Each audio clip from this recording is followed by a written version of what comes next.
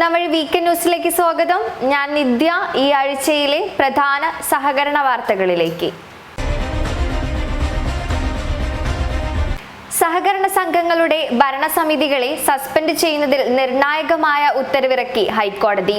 നിയമത്തിലും ചട്ടത്തിലും വ്യവസ്ഥയില്ലെങ്കിലും ഭരണസമിതിയെ സഹകരണ സംഘം രജിസ്ട്രാർക്ക് സസ്പെൻഡ് ചെയ്യാമെന്നാണ് കോടതിയുടെ ഉത്തരവ്. ഒഴിച്ചുകൂടാനാവാത്ത സാഹചര്യത്തിലാണ് ഇത്തരമൊരു നടപടി സ്വീകരിക്കാൻ പാടുള്ളൂവെന്നും ജസ്റ്റിസുമാരായ മുഹമ്മദ് മുഷ്താഖ്, സതീഷ് നൈനാൻ, ശോഭ അന്നമ്മ ഈപ്പൻ എന്നിവരടങ്ങുന്ന ഫുൾ ബെഞ്ചിന്റെ ഉത്തരവിൽ പറയുന്നു. ഇടുക്കിയിലെ നെടുകണ്ടം ഡീലേഴ്സ് സഹകരണ സംഘം ഭരണസമിതിയെ സസ്പെൻഡ് ചെയ്ത സഹകരണ സംഘം ജോയിന്റ് രജിസ്ട്രാറുടെ നടപടിക്കെതിരെയുള്ള ഹർജിയാണ് ഹൈക്കോടതി ഫുൾ ബെഞ്ച് പരിഗണിച്ചത്. 2019 കേന്ദ്ര സർക്കാർ കൊണ്ടുവന്ന ബാനിംഗ് ഓഫ് അൺറെഗുലേറ്റഡ് ഡെപ്പോസിറ്റ് സ്കീം എന്ന നിയമം സഹകരണ സംഘങ്ങൾക്കും ബാധകമാക്കി തുടങ്ങി. നിക്ഷേപകർക്ക് പണം തിരിച്ചു നൽകാത്ത പരാതി ഉണ്ടാകുകയും സാമ്പത്തിക ക്രമക്കേട് നടക്കുകയും ചെയ്ത സഹകരണ സംഘങ്ങളുടെ സ്വത്തുക്കൾ ജില്ലാ കളക്ടർക്ക് നേരിട്ട് ജപ്തി ചെയ്യാൻ വ്യവസ്ഥ നൽകുന്നതാണ് ഈ നിയമം. തിരുവനന്തപുരത്തെ BSNL എഞ്ചിനീയേഴ്സ് കോപ്പറേറ്റീവ് സൊസൈറ്റിക്കെതിരെ ആദ്യമായി ഈ നിയമം നടപ്പാക്കി. ഈ സഹകരണ സംഘത്തിലെ ക്രമക്കേടിന്റെ പേരിൽ പ്രതികളാക്കിയവരുടെയും ബന്ധുക്കളുടെയും പേരിലുള്ളതടക്കം 180 കോടിയിലേറെ വിലമതിക്കുന്ന 328 വസ്തുക്കളാണ് ക്രൈംബ്രാഞ്ച് സാമ്പത്തിക കുറ്റാന്വേഷണ വിഭാഗം ബഡ്സ് നിയമപ്രകാരം കോമ്പിറ്റന്റ് അതോറിറ്റിക്ക് കൈമാറിയത്. പൊതുമേഖലാ വാണിജ്യ ബാങ്കുകൾക്ക് സമാനമായ നിയന്ത്രണങ്ങൾ സഹകരണ ബാങ്കുകളിലും കൊണ്ടുവരാൻ ഒരുങ്ങി റിസർവ് ബാങ്ക്. അർബൻ ബാങ്കുകൾക്കുള്ള വ്യവസ്ഥകൾ സംസ്ഥാന സഹകരണ ബാങ്കുകൾക്കും ബാധകമാക്കാനാണ് ആലോചന. പ്രാഥമിക കാർഷിക വായ്പാ സംഘങ്ങളെയും പ്രാഥമിക സഹകരണ സംഘങ്ങളെയും ഏകോപിപ്പിച്ച പ്രാദേശിക തലത്തിൽ വായ്പാ വിതരണവും ബാങ്കിംഗ് പ്രവർത്തനവും സാധ്യമാക്കുന്നുവെന്നതാണ് സംസ്ഥാന ജില്ലാ സഹകരണ ബാങ്കുകളുടെ പ്രവർത്തനം. മറ്റു വാണിജ്യ ബാങ്കുകളുടേതിന് സമാനമായ നിയന്ത്രണങ്ങൾ സംസ്ഥാന ജില്ലാ സഹകരണ ബാങ്കുകളിൽ കൊണ്ടുവന്നിരുന്നില്ല. ഇവയുടെ നേരിട്ടുള്ള നിയന്ത്രണം പോലും റിസർവ് ബാങ്കിനില്ല. നബാർഡാണ് ഈ രണ്ടു ബാങ്കുകളുടെയും നേരിട്ടുള്ള നിയന്ത്രണ അതോറിറ്റി. RBI നിർദ്ദേശം അനുസരിച്ചാണ് നബാർഡ് പ്രവർത്തിക്കുന്നത്. എങ്കിൽ പോലും ബാങ്കിംഗ് മാനദണ്ഡങ്ങൾ കർശനമായി നടപ്പാക്കിയിരുന്നില്ല. ഇതിൽ മാറ്റം വരുത്തണമെന്നതാണ് ഇപ്പോഴുണ്ടായിട്ടുള്ള ആലോചന.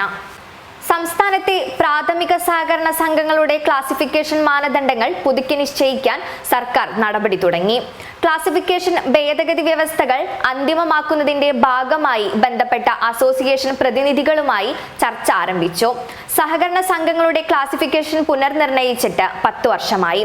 3 വർഷത്തിലൊരിക്കൽ ഓരോ സംഘത്തിന്റെയും ക്ലാസിഫിക്കേഷൻ പരിശോധിച്ച് പുനർനിർണയം നടത്തണമെന്നാണ് വ്യവസ്ഥ. പൊതുമേഖലാ ബാങ്കുകൾ അടക്കമുള്ള ധനകാര്യ സ്ഥാപനങ്ങളിലെ സ്വർണ്ണപ്പണയ വായ്പകൾ പരിശോധിക്കാൻ റിസർവ് ബാങ്കിന്റെ നിർദ്ദേശം.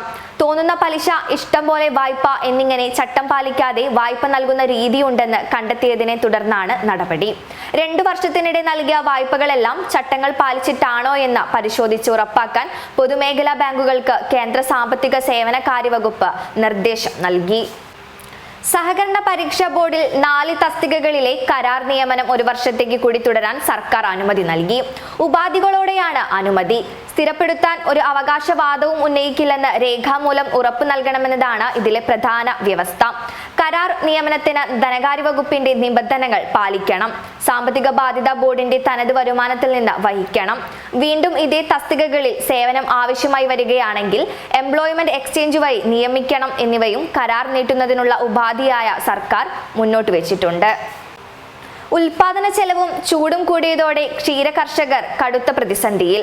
നേരത്തെ ലഭിച്ചതിന്റെ 1/3 പോലും പാൽ ലഭിക്കാത്ത സ്ഥിതിയാണ് പല കർഷകർക്കും. ഇതിനിടയിൽ തദ്ദേശ സ്ഥാപനങ്ങൾ വഴി ക്ഷീര കർഷകർക്ക് നൽകിയിരുന്ന സബ്സിഡിയും കിട്ടാതായിരിക്കുകയാണ്. 1 ലിറ്റർ പാലിന് 3 രൂപ നിരക്കിലാണ് തദ്ദേശ സ്ഥാപനങ്ങൾ സബ്സിഡി നൽകുന്നത്.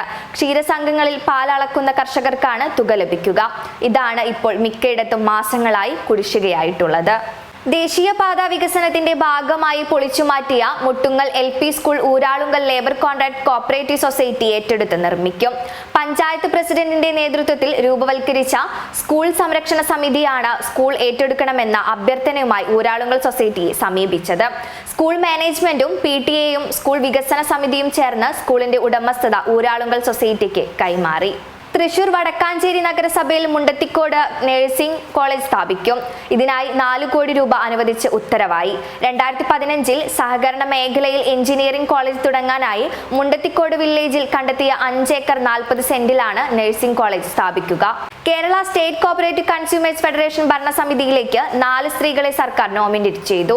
ഇതിൽ 3 പേർ വനിതാ സംവരണ വിഭാഗത്തിലും ഒരാൾ പട്ടിക വിഭാഗത്തിനായി സംവരണം ചെയ്ത ഒഴിവിലേക്കുമാണ്. പട്ടിക വിഭാഗക്കാരുടെ പ്രതിനിധിയും വനിതയെ ഉൾപ്പെടുത്തിയെന്നതാണ് ശ്രദ്ധേയമായ മാറ്റം. പ്രധാനമന്ത്രി ഭാരതീയ ജൻ ഔഷധി കേന്ദ്രം ആരംഭിക്കുന്നതിനായി പ്രാരംഭാനുമതി കിട്ടിയ പ്രാഥമിക കാർഷിക വായ്പാ സഹകരണ സംഘങ്ങൾക്ക് സ്റ്റോർ കോഡ് ലഭിക്കാനുള്ള രേഖകൾ സമർപ്പിക്കുന്നതിനുള്ള അവസാന തീയതി കേന്ദ്ര സർക്കാർ 2024 മെയ് 31 വരെ നീട്ടി. ഈ ആഴ്ചയിലെ പ്രധാന സഹകരണ വാർത്തകൾ ഇവിടെ അവസാനിച്ചു. കൂടുതൽ വാർത്തകളുമായി അടുത്ത ആഴ്ച വീണ്ടും കാണാം. സഹകരണ മേഖലയുമായി ബന്ധപ്പെട്ട വാർത്തകളും വീഡിയോകളും നിങ്ങൾക്കും നൽകാം. അതിനായി മൂന്നാം വഴി online@gmail.com എന്ന മെയിൽ ഐഡിയിലേക്കോ 6238500515 എന്ന നമ്പറിലേക്കോ ബന്ധപ്പെടുക.